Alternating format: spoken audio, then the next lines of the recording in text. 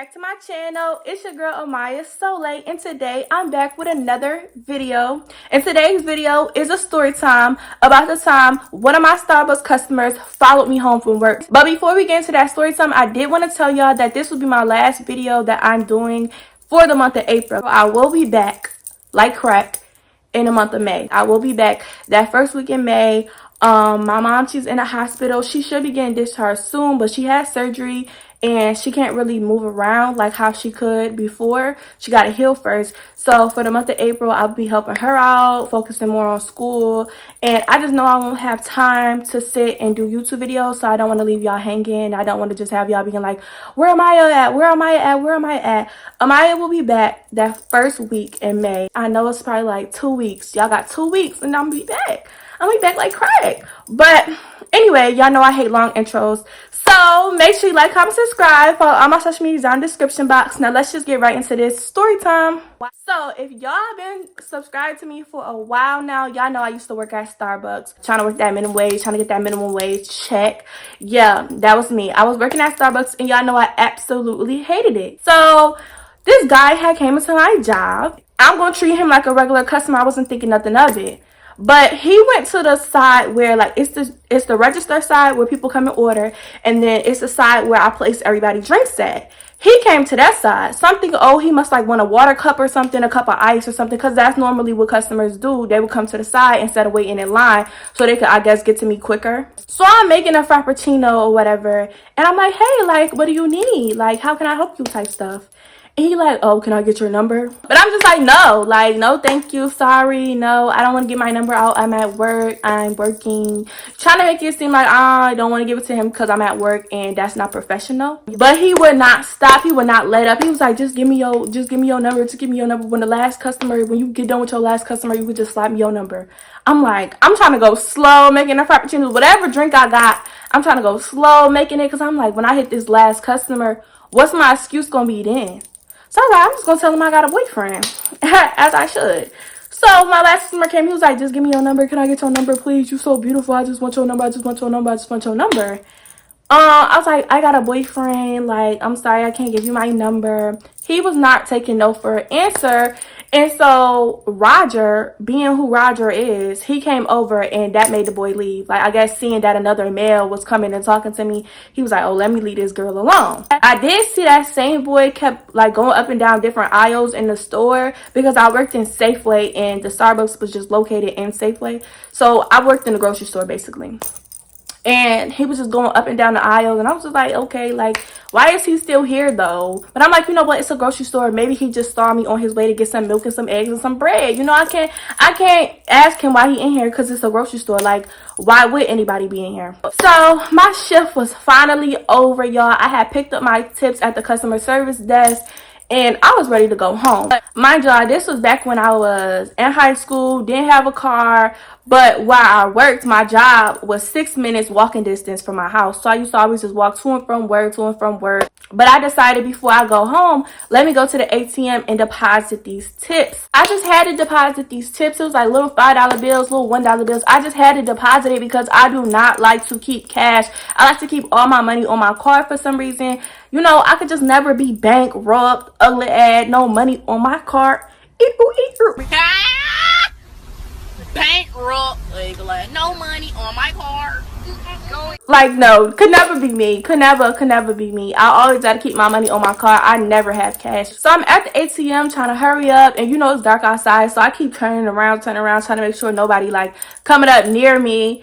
And a little black Honda drives past and they yell out something. Mind y'all, I'm blind. I can't even see who it is. And two, I can't even hear because they said it so quick. And I could tell they wanted to stop, but they was going straight and somebody was behind them, so they couldn't stop. That same black Honda spent the block, okay? They spent the block, and all I could think when they spent that block is, oh shit, they about to rob me. They about to take my little minimum wage tips. They about to take my little minimum wage money. So I'm standing there like, oh shit, like what the fuck I'm supposed to do? I'm looking at my car like, hurry up, come back out, come on. The screen was loading so slow. I'm like, please come on. So I finally get done at the ATM. I snatch my little car and I start walking away as quick as possible because when I seen them spin the block, I seen them at the light, and I seen them make a U-turn, and I just knew, I felt it in my soul that they was finna come back. So I was like, let me just hurry up and walk, go home as you could, because if I bust this right, they wouldn't be able to see me. So I was like, let me hurry up, let me go, let me get to walking. Come on, put a little pep in your step. So as I'm walking, clearly not walking fast enough, the car pulls up besides me. So the car pull up besides me, and they start rolling the window down. And all I could start thinking was they about to shoot me. I don't know if y'all saw Boys in the Hood, but all I could think about was freaky. Like, no, I'm like, they finna shoot me. I'm finna die. Like, because now they want my money. Like, I'm not at the ATM no more. They finna shoot me so they could take my money. And all I'm thinking is, wow. And the crazy thing about all of this is normally people that's probably about to die, they probably think like, dang, what my mom gonna think? I'm worried about what my mom gonna think, or what my family gonna think, what my family gonna do. I'm sitting up here thinking like, wow, all I did was work and go to school. I have not lived yet, and I'm about to die. That's what's about to happen. Like, I felt so disappointed. Like, you know when old people finally come to terms with death and they be like, don't cry, I've lived my life. All I could think was, I didn't live nothing. Like, what did I do? I did absolutely nothing but go to school and work at Starbucks. This ain't life. I can't go out like this. So when the boy finally starts to speak, I'm looking at myself like, you just did all this panicking, and the only thing he trying to do is do what niggas do. Nigga-ing. He just nigga-ing. He being a nigga. He trying to talk to me through the car window. Mind you, I ain't put 2 and 2 together yet. I didn't put 2 and 2 together yet. So he talking to me, and he trying to get me to talk to him, trying to make it seem like he's so lit. So I'm trying to walk away while he got his window rolled down, and he kind of like driving the car slow to keep up with me. I'm walking away, and all I hear is a bunch of questions like, you don't remember me? You don't remember me? What's your name? Can I get your number? Let me give you a ride home. You don't gotta be walking out here. You don't gotta be walking. I got you. Get in my car. I could give you a ride. I don't mind. Do you remember me? Let me get your number. You too cute to be walking. You too cute to be working at Starbucks. He just talking. I'm just walking, ignoring him, trying to text all my friends like, one of y'all call me, because I wanted him to hear the phone ring so that he know that I'm on the phone. I'm gonna get to that later though. So I'm walking, I'm minding my business, trying to ignore him as best as I can. And he hops out the car. But when he hops out the car, he leaves the car running. He leaves the driver's side door open. Keys in the ignition. He just got out the car, parked his car, left it running, and just started walking with me. I'm like, oh, Lord, I can't get a break. So when he hopped out the car, I started putting 2 and 2 together like, oh, this the customer from Starbucks.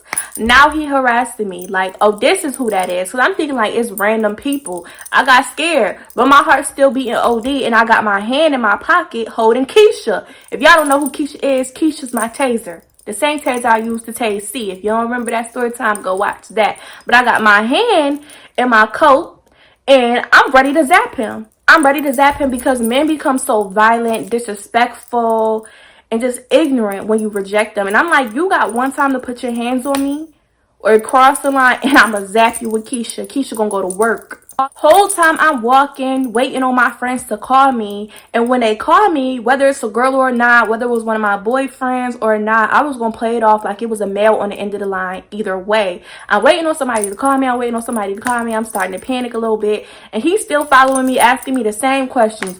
You remember me now? Do you remember me now? Can I get your number? You so pretty. Da da da da. Ba ba ba ba ba. And it's just like, at this point, I've been rejecting you for how long? You should take the hint. Because if I was interested, the first time you would have asked me, I would have gave you my number or my Snapchat or my social media. If I haven't given it to you by now, hop in your Honda and take off. Like, I don't get it. I personally, I don't get it. I was adding 2 plus 2 and getting 12. And I don't even know how I ended up with 12 because I don't even like 12.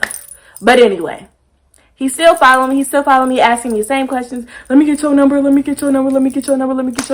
I know you remember me now. I just seen you earlier today. Just talking in my ear. And I start coming to terms with, I'm walking towards my house, and I don't want this man to know where I live at. So I got to stop walking. And I don't know what to do at this point. I'm like, can I just zap him and run away? But then I thought about it.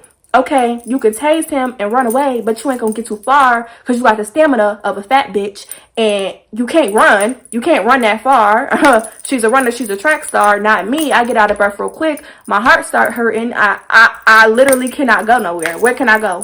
I don't got no choice but to walk. You can't go nowhere, sis. You stuck.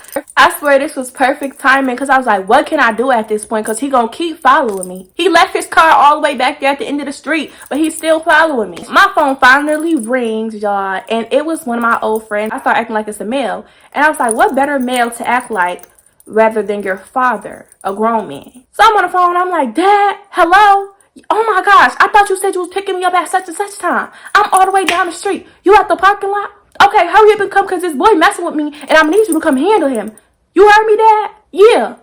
Uh-huh. Get the Glock. Yeah.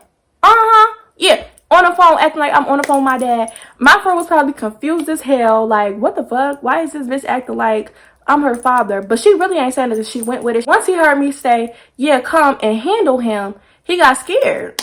Real scared. Hopped right up in that black Honda with no problem. Skirt, skirt, and skirted off. He hopped right in that car with no tents, looking like an aquarium with no problem. Like, what happened? I thought you was tough. You was just trying to harass me and follow me until I gave you my number. Like, what happened? Now my dad coming. Where you going? You don't want to play no more. You don't want to harass people no more. Oh, okay, I didn't think so. That was the main purpose of why I was asking people to call me so that my phone could ring and make it seem like, you know, like somebody waiting on me. Instead of me calling somebody like, oh, can you help me? No, I needed to make it seem like somebody was on their way coming to pick me up. And that they already was in our area type stuff. Because a lot of times, men that are abusive, they beat on women, they just extremely abusive, they only pull that shit with women. When you call another man, they get silent. They don't want no issues. So I learned that, like, anytime a man is messing with me, I'll be straight to call a bro, a best friend, a cousin, my dad. Like, hello? Come get them, because I'm not going to play with you. And they're not going to play with you. So it's not going to end well, so you might as well leave me alone. And that's going to be that. But yeah, that was the end of the story. I'm going to miss y'all so much. Make sure you like, comment, subscribe. Follow all my social medias down in the description box. And I will see y'all May 1st. Bye.